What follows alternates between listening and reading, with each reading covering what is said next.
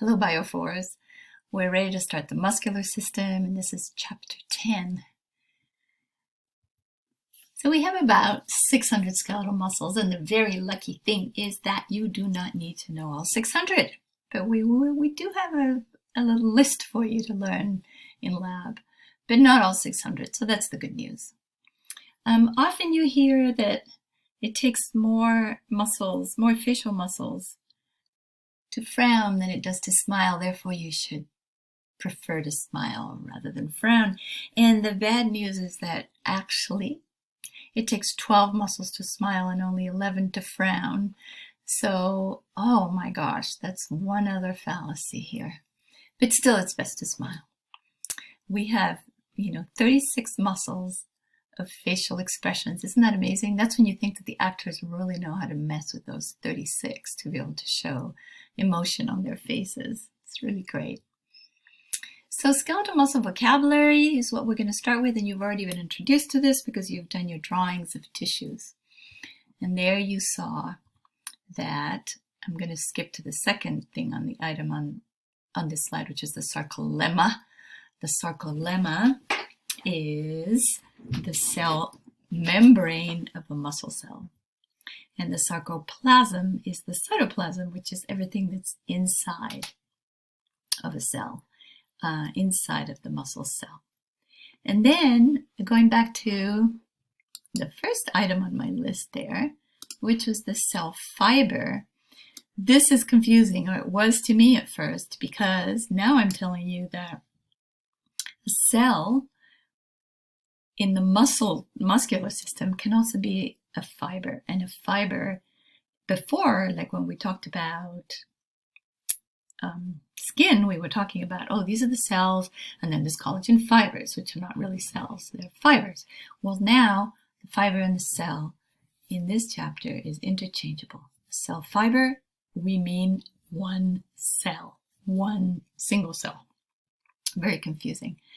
So the first thing I want you to think about is, here you are building a human, okay? Let's say you are building a human and you want to make these muscles really strong, right? These muscles that are able to lift weight, lift your own body, do a lot of work. And how is it that you build them if you have these teeny little cells that are microscopic? How do you put them together in a group, making them be able to create so much force? Right? How does that work? How do you make them strong?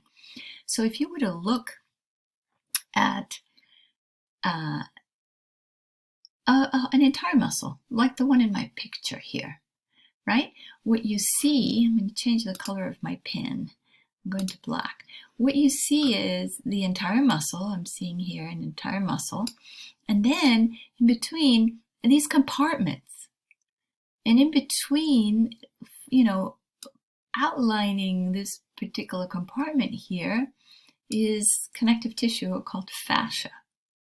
And then this is a smaller one, but still it's got its, tissue around it. And then here's the, deeper fascia that surrounds this. And here it is again, surrounding it. So that's what we're going to talk about, how it is that you can accumulate them into little bundles that are going to create a lot of force. Okay, so in the writing, I've said fibers are held together by fascia.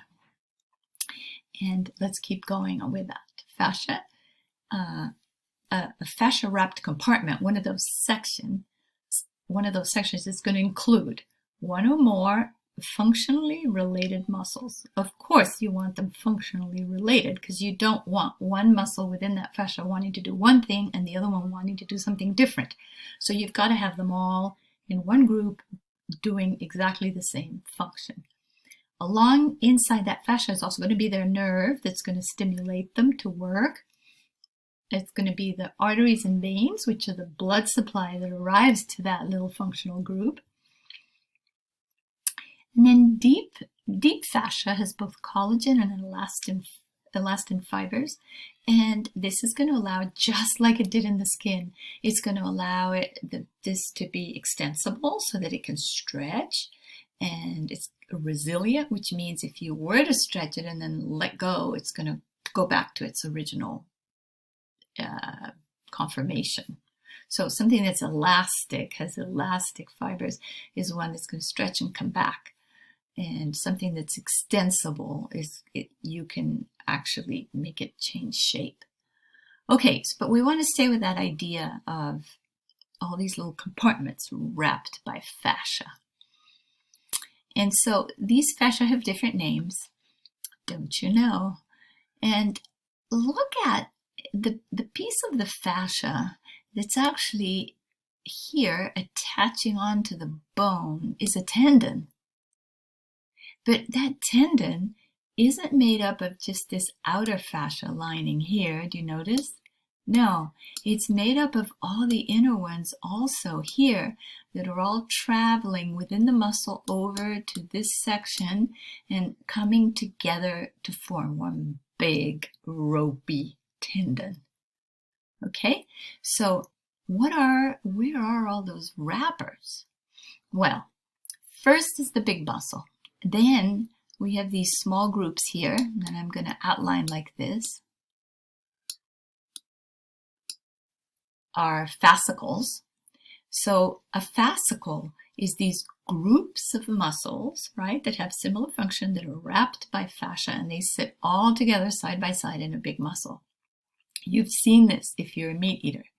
You've seen this in beef. You've seen this in pork.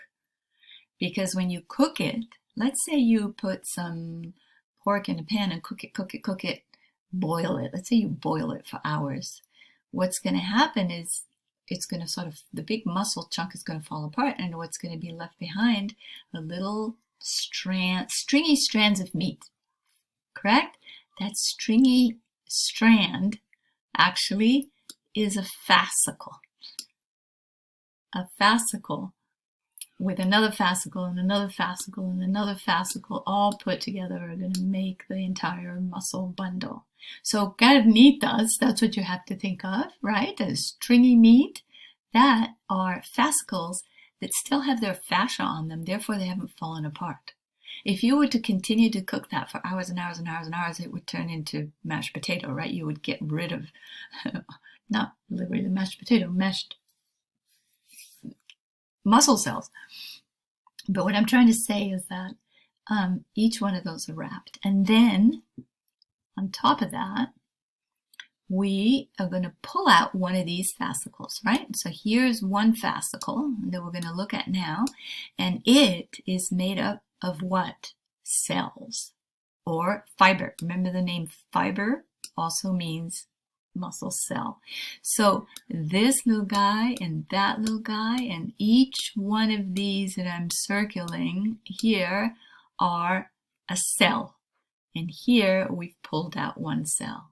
So now let's go back. This cell has a wrapper. The fascicle has a wrapper. The whole muscle has a wrapper. And just imagine how strong that's going to be. If you were to take one little matchstick and you wrap it around with duct tape, and then you take 15 matchsticks, each with their duct tape, and wrap it around with duct tape. Make a fascicle, and then you get 15 of those fascicles and wrap them around with duct tape. All of a sudden you have this very strong structure, correct? That's what I'm trying to get at.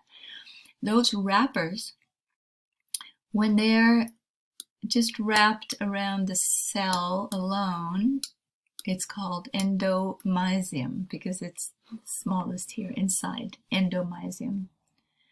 The perimysium is going to be the one that is wrapped around a fascicle. And the epimysium is the one that is here, wrapped around the whole muscle. That's epimysium. Peri means around, epi means upon or over. So let's do that again. Endomysium surrounds a cell. Here, surrounds a cell. Perimysium, we're going to wrap around here. And then epimysium, we're going to wrap around the whole thing. Okay, that's the terminology that we use. We've just made, using just microscopic cells, we've created a structure that is very strong. Okay, I'm going to stop this here in the previous slide, this mini lecture, and move on to the next one with the orientation that these muscles can have, because they don't all just look like this on a long bone. Okay, thanks for listening.